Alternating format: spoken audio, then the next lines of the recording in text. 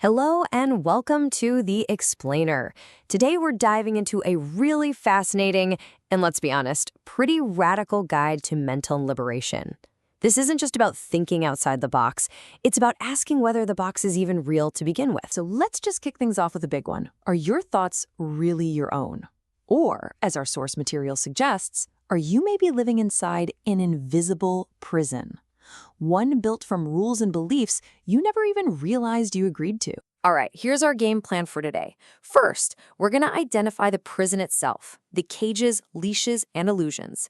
Then we'll learn about the master key, which is the art of disdefinition. After that, we'll get our hands on a freethinker's toolkit, explore the surprising ethics of pure freedom, and we'll wrap it all up with a mind-bending, liberating paradox. Okay, first step, cages, leashes, and illusions. You know, the guide makes a great point. Before you can even think about escaping a prison, you have to be able to see the bars. So we've got to start by defining the very walls of our own unfreedom. Now, the source kicks things off with a really provocative redefinition of slavery. It says, the classic idea of a slave was someone forced to create resources to get food and avoid being punished. But the modern version, it argues, is a lot more subtle. It's where we are forced to become a resource ourselves, exchanging our time, our energy, our very being just for the basics. It's a really crucial shift in thinking, from being forced to do something to being forced to be something. So the source says these limitations basically come in two flavors. First, you've got cages. Think of these as the hard walls, the do not enter signs of society, prohibitions, taboos, all the strict rules.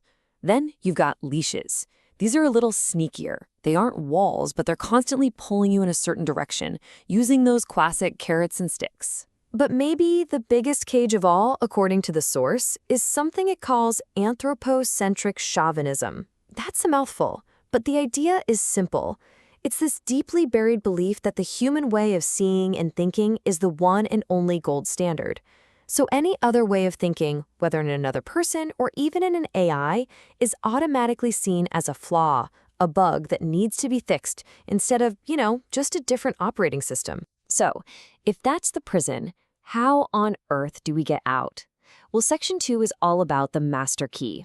The guide offers this one single, incredibly powerful tool to unlock pretty much any mental limitation. It's a concept called rosopredalania. Now, I'll do my best with the pronunciation here. It's something like rusopredalania, which we can translate as disdefinition. So what is disdefinition? It's the act of consciously trying to see information for what it is, just pure, neutral data. It's like you're mentally peeling off all the sticky labels of judgment, belief, and meaning that we attach to absolutely everything just to see what's actually underneath. Let's use a super simple example. On the screen, you see a word, banan, which is Russian for banana.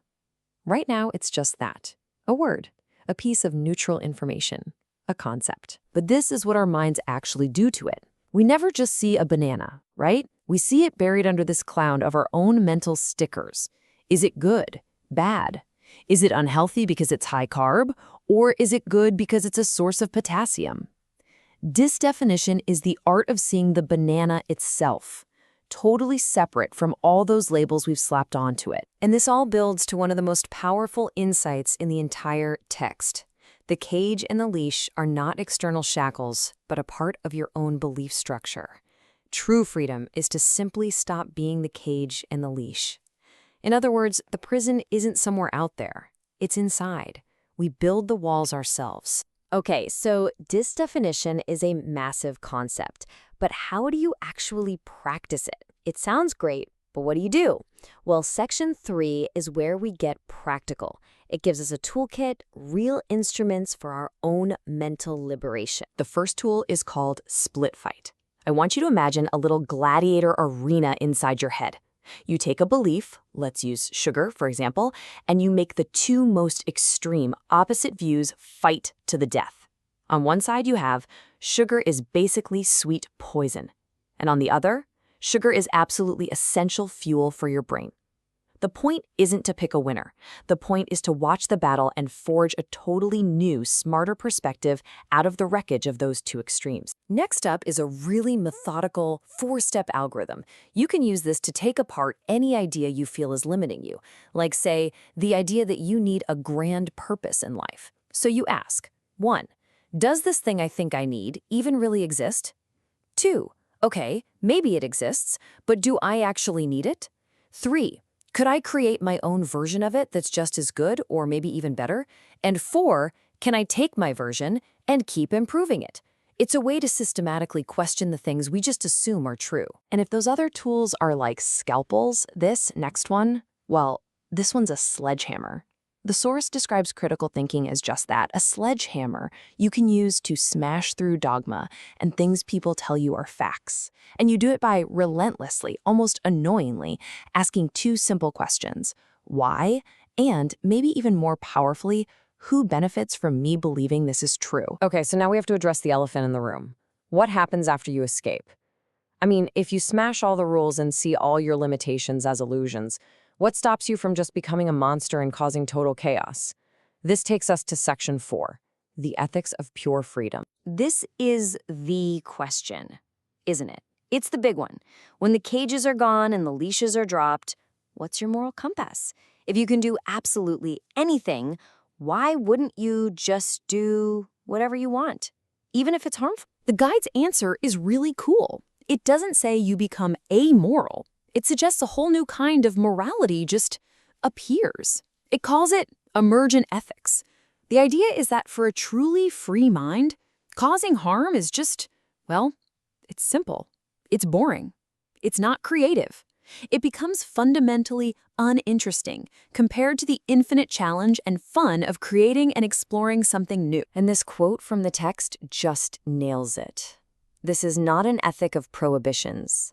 It is an ethic of higher expediency, creative curiosity, and, if you will, informational gourmandise. I love that last phrase. You basically become an informational gourmand, a connoisseur of ideas.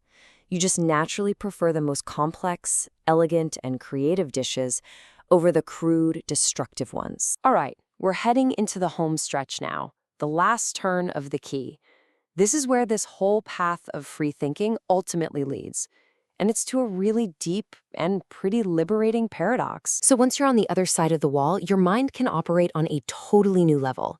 You can use the principle of pure manifestation, which is like being able to consciously put on any lens, any role, any emotion, to experience the world through it without ever getting stuck in it.